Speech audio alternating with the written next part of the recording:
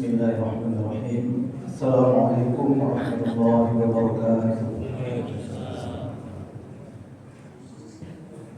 Alhamdulillah, hamdan katsiran tayyiban mubarakan fihi fis samawati wal ardi wa fihi asyhadu an la ilaha illallah wa asyhadu anna Muhammadan abduhu wa rasuluh. Allahumma shalli wa sallim ala nabiyyina Muhammad wa ala alihi wa sahbihi wa man tabi'ahu ila yaumil qiyamah. Bapak-bapak, ibu-ibu, hadirin wal hadirat, hadiratullah semuanya yang saya hormati dan insyaallah dicintai oleh Allah Subhanahu wa taala, karena sampai malam yang ke-40 ya, kita masih eksis, masih menghadiri rumah Allah ini untuk kita makmurkan, karena kita harus berjamaah dan juga insyaallah mencari ilmu. Kemudian akan kita lanjutkan dengan sholat tarawih dan sholat witir insyaallah. Hadirin yang dirahmati Allah Subhanahu wa taala, apakah Ramadan ini Ramadan yang terakhir bagi kita? Ini pertanyaan mungkin dari setiap masjid dan perlu ditanyakan dan perlu bertanya ya orang-orang seperti kita semua sebagai umat yang beriman, yang melaksanakan perintah Allah Subhanahu wa taala untuk berpuasa di bulan Ramadan ini. Pertanyaan ini sangat penting sekali, karena kalau menulis skripsi itu harus ada latar belakang masalah, harus ada masalah yang dikemukakan. Kalau tidak ada masalah ya tidak usah menuliskan. Maka dari itu pertanyaan seperti ini sebenarnya pertanyaan yang menohok buat kita semuanya. Kita ini hidup di atas kepastian dan ketidakpastian. Pasti kita akan menemui ajal, itu pasti ya. Dan kapannya itu tidak pasti kapan, kita tidak tahu ya. Apakah di tahun setelah Ramadan ini dan tidak bisa mengikuti Ramadan yang akan datang ya, itu antara kepastian dan tidak kepastian. Kemudian yang pasti Ramadan ini meninggalkan kita. Tidak mungkin 12 bulan itu Ramadan terus, meskipun orang menginginkan berandai-andai seandainya Ramadan itu seluruh bulan ya, dan pasti akan meninggalkan kita. Yang tidak pasti adalah apakah Ramadan yang akan datang kita masih bisa hidup atau tidak. Maka dari itu hadirin rahmati Allah Subhanahu wa taala, di balik pertanyaan ini sebenarnya ada pesan dari panitia dan dari kita sendiri. What is the next gitu kan? Kalau misalnya Ramadan ini adalah terakhir, berarti Ramadan yang akan datang sudah tidak bisa kita nikmati. Lalu apa yang kita lakukan di Ramadan ini yang sisa tinggal berapa hari ini? Itu.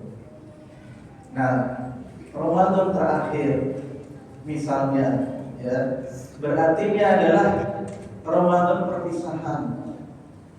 Dalam bahasa Arab itu ada kata al-wada'. Al-wada' sendiri adalah seseorang atau momen di mana seseorang berpisah dengan temannya, dengan orang lain, satu sama lain saling mengucapkan selamat tinggal.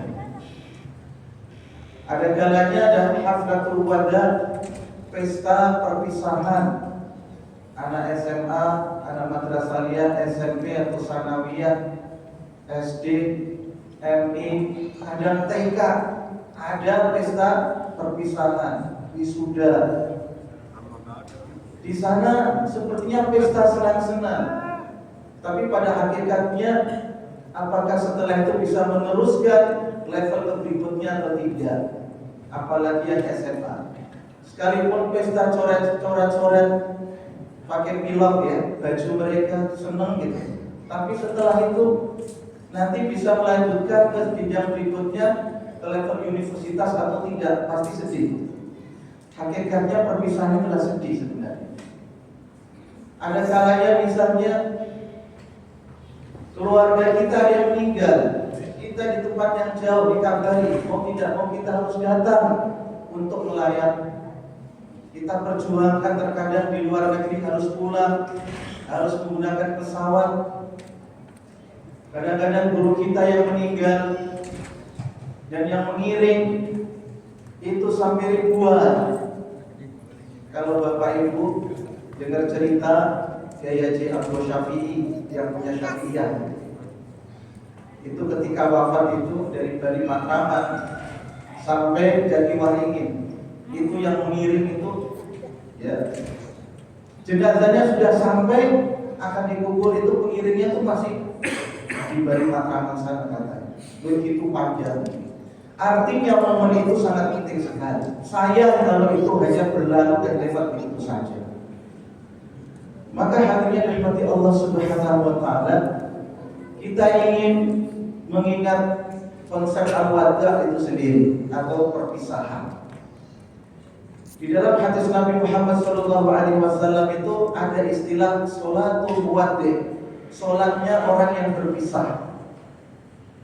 Bagaimana hadisnya?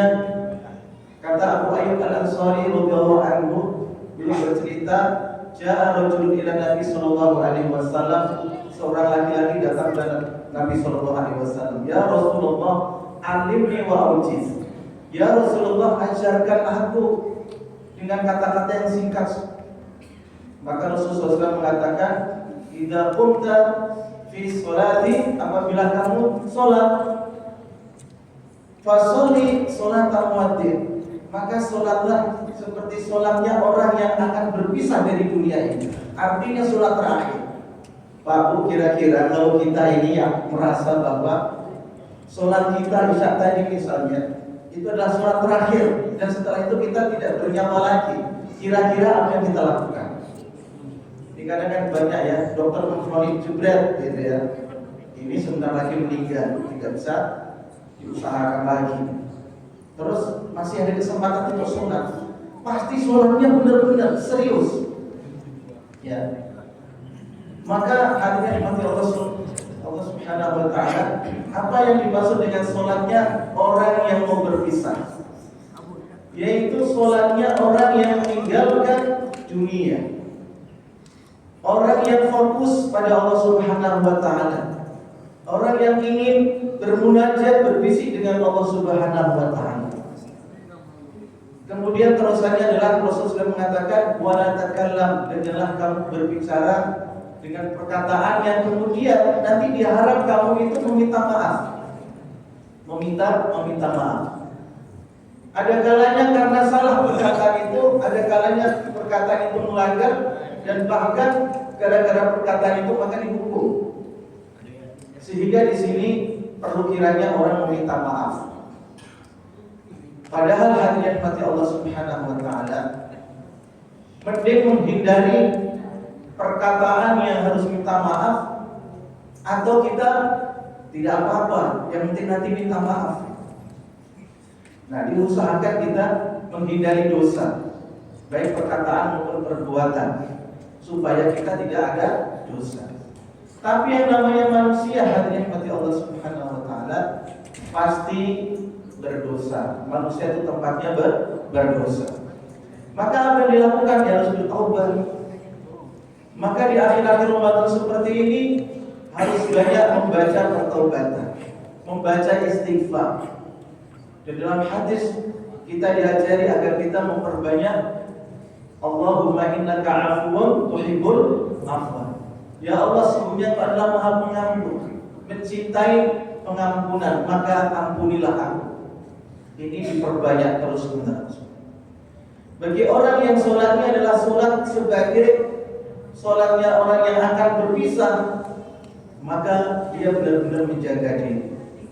Sebagaimana juga kita di Ramadan ini, kalau kita merasa bahwa Ramadan ini terakhir dan ini adalah sebuah perpisahan, maka kita harus berhati-hati. Ucapan kita, perbuatan kita, dan kita terus mengakui akan dosa-dosa yang masa lalu. Kemudian kita banyak membaca Allahumma innaka afuwun tuhibbul afwa fa'fu anni. Hadirin yang dirahmati Allah Subhanahu wa taala. Lalu termasuk sholatnya orang yang akan berpisah adalah dia itu, hadirin yang dirahmati Allah Subhanahu wa taala, Dia tidak mengharap apa yang ada pada manusia, mencukupkan diri dengan apa yang diberi oleh Allah Subhanahu wa taala. Tidak ada istilahnya tamak, ya, meminta kepada manusia.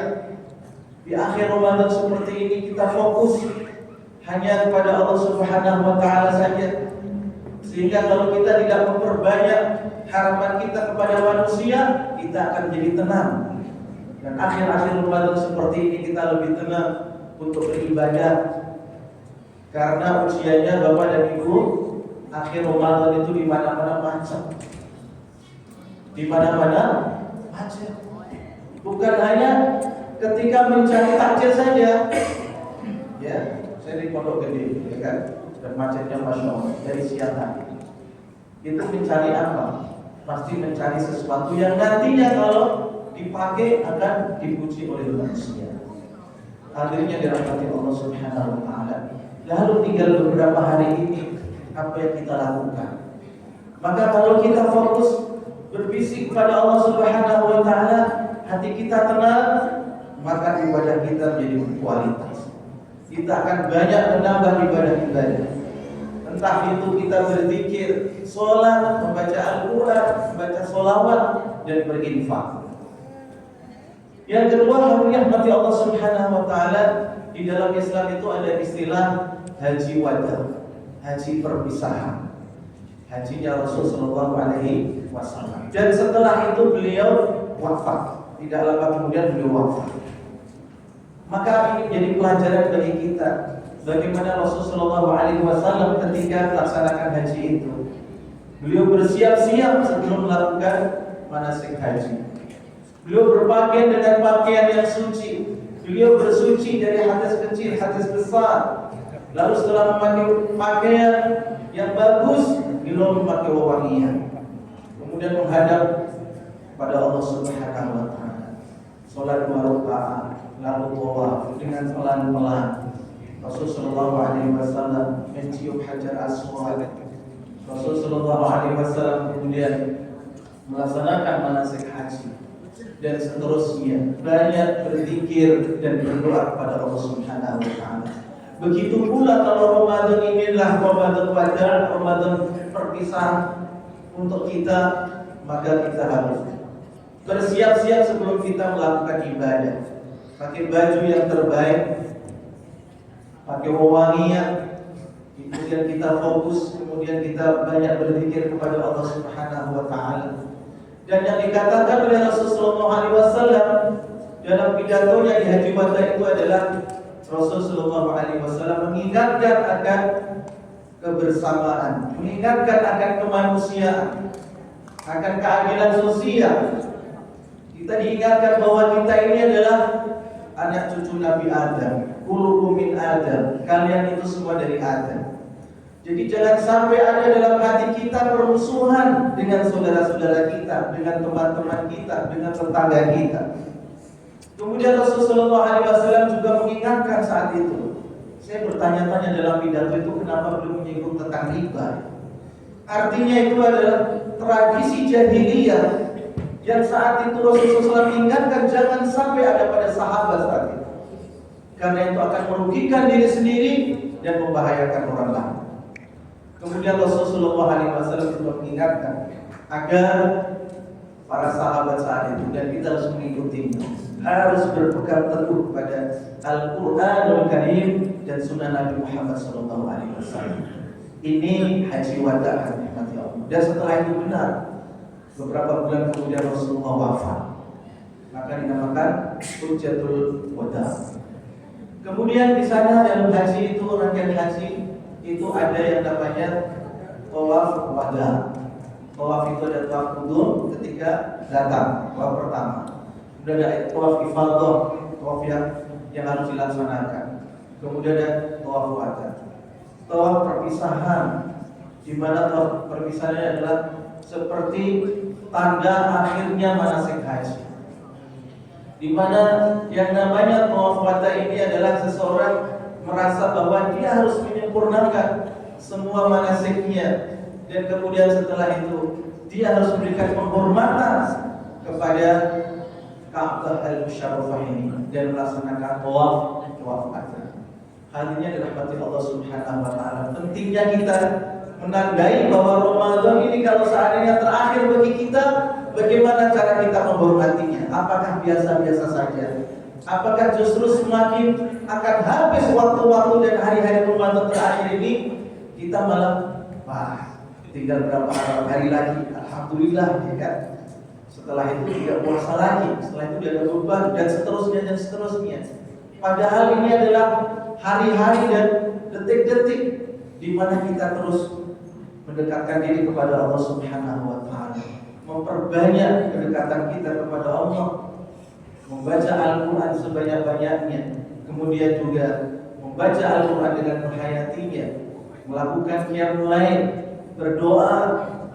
Karena bisa jadi hadirin rahmati Allah Subhanahu wa taala, berapa tahun ke depan itu bisa jadi ketentuannya atau ditentukan di saat kita akhir-akhir Ramadan seperti ini. Apalagi ada yang namanya Lailatul Qadar. Kemudian hadirin rahmati Allah Subhanahu wa taala, ada istilah yang lain yaitu mau'izatu muwaddi'in. Rasul sallallahu alaihi wasallam pernah memberikan nasihat kepada para sahabat. Sahabat itu sampai merasa ini seakan-akan nasihat orang yang akan berpisah. Nabi sallallahu alaihi wasallam menyampaikan nasihat tapi bisa membuat bergetar hati para sahabat. Maka mereka mengesankan bahwa seolah-olah itu adalah nasihatnya orang yang akan meninggal atau orang yang berpisah setelah itu, tidak kembali lagi atau tidak bertemu lagi. Sampai berinangan air mata. Maka hadirin rahmati Allah Subhanahu wa taala, kira-kira kalau Ramadan ini adalah Ramadan terakhir dan kita tidak bisa menemui Ramadan yang akan datang, kita bisa menangis atau tidak? Bisa berinangan air mata atau tidak? Kok bisa ya orang itu bisa berinangan air mata? Karena apa? Ya karena ingin bertemu Ramadan yang akan datang tapi tidak bisa. Pasti nanti kalau dia menemui ajal, dia harus bertemu Allah Subhanahu wa taala. Kalau dia ingin bertemu pada Allah Subhanahu wa taala, berarti dia punya rindu kepada Allah Subhanahu wa taala. Sehingga saat itu bisa berinangan air mata. Hadirin dirahmati Allah Subhanahu wa taala, maka hati bergetar, bahkan kulit merinding.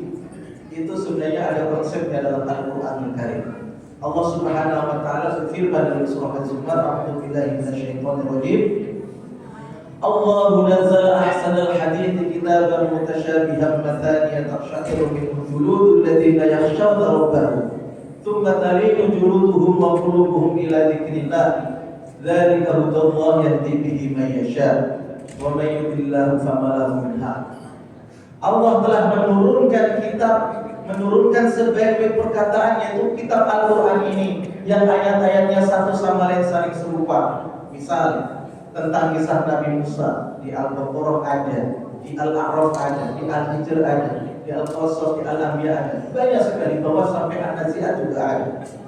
Itu ayatnya mirip-mirip, tetapi ketika kita membaca semua kita tidak bosan. Bahkan yang mathaniyah, ayat yang terulang-ulang, fabi'ayyi ala'i rabbikuma tukadziban wailun yawma idzil lil mukadzibin, yang tadi di ayat di surah Ar-Rahman, kemudian di surah Al-Mursalat juga ada wa yaquluna mata hadzal wa'du in kuntum shadiqin. Ulang-ulang. Ini ayat-ayat Allah Subhanahu wa taala tidak membosankan. Bahkan kata Allah Subhanahu wa taala, taqsha'iru minhu juludul ladzina yakhshawna rabbahum, membuat kulit ini bisa merinding. Kulitnya siapa? Kulitnya orang-orang yang takut kepada Allah Subhanahu wa taala. Tsumma talinu juluduhum wa qulubuhum ila dzikrillah. Kemudian kulit dan hatinya itu mudah lembut untuk berzikir kepada Allah Subhanahu wa taala.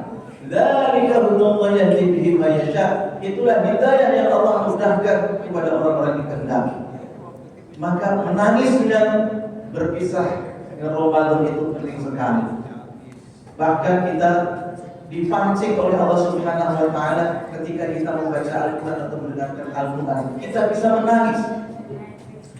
Kemarin saya mendengarkan dan menyimak anak yang hafid dari mulai jam 10 pagi sampai sore sampai malam, terus ya malam itu qiyamul lail dibacakan juga sampai setelah subuh tinggal juz 30. Itu ternyata hadirin mati Allah Subhanahu wa taala. Itu surah An-Naba, surah An-Nazi'at, surah ya Abasa, At-Takwir, Al-Infitar, Al-Mutaffifin, Al-Insyiqaq, itu mengandung ya penjelasan tentang hari kiamat semua. Sampai dia menangis terseduh-seduh. Biasanya orang kalau membaca surah An-Naba sampai atas itu biasa-biasa saja. Ini sampai bisa menangis terseduh-seduh. Dan kita banyak ikut menangis. Itulah anugerah dan nikmat Allah Subhanahu wa taala. Sebagaimana Ramadan ini adalah ayat-ayat Allah Subhanahu wa taala. Karena dijelaskan oleh Allah di dalam Al-Qur'an Al-Karim tentang Ramadan. Syahrul Ramadan alladzi unzila fihi al-Qur'an. Hendaknya kita merenungi seandainya kalau ini terakhir, maka kita kalau bisa bersedih dan menangis. Bahkan kalau bisa di dalam sholat qiyamul lail kita juga bisa menangis. Karena Rasulullah SAW mengatakan menangislah. Kalau tidak bisa menangis maka upayakan untuk bisa menangis. Bahkan terkadang orang memaksa dirinya untuk menangis tetap tidak bisa, tapi teruslah berusaha untuk menangis.